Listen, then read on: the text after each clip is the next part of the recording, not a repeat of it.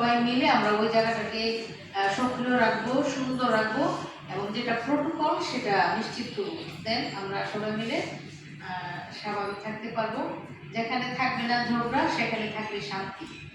আর শান্তি থাকলে ছেলে মেয়ে ভালোভাবে মানুষ হবে, পরিবার ভালো থাকবে, সমাজে শান্তি শৃঙ্খলা থাকবে, রাষ্ট্রের একটা সুনাগরিক হবে এবং শেষ পর্যন্ত একটা সমৃদ্ধ রাষ্ট্র হবে। আমরা সবাই মিলে গড়ব এই বাংলাদেশ। সমাধান চাবো না, গ্রাম আদালতে কেন যেতে চায় না, এটার আর কি কি কারণ হতে পারে আমি আপনার কাছে জানতে চাচ্ছি। এটা বেসিক্যালি আস্থার অভাব।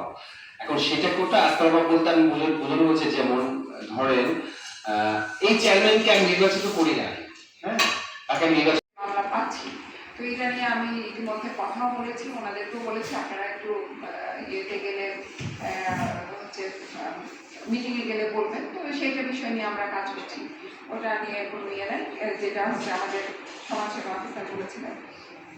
তো এখন আমাদের আসলে জানার কতগুলো বিষয় আছে যে আমরা নিজেরা জানি না, যারা মামলা দায়ের করতে, যে আমি কি এই ইউনিয়ন পরিষদের মামলা দায়ের করতে পারবো কিনা, তার যেখানে মামলা সংগঠিত হয়েছে বা তার বাড়ি যেখানে, এই সমস্ত কিছু ধারণা আছে যেগুলো আমাদেরকে ক্লিয়ার করতে হবে। সেখানে আপনারা আছেন সিনিয়ররা, আপনারা গিয়ে তাদেরকে একেবারে দরকার ওই যে উঠান বৈঠক যেগুলো আছে সেখানে আপনারা ওনাদেরকে ডাকবেন, আপনারা থাকবেন। প্রকল্প থার্ড ফেজ, অর্থাৎ প্রথম ফেজ, দ্বিতীয় ফেজ এবং তৃতীয় ফেজের সাকসেস হলো 3 লক্ষ টাকা।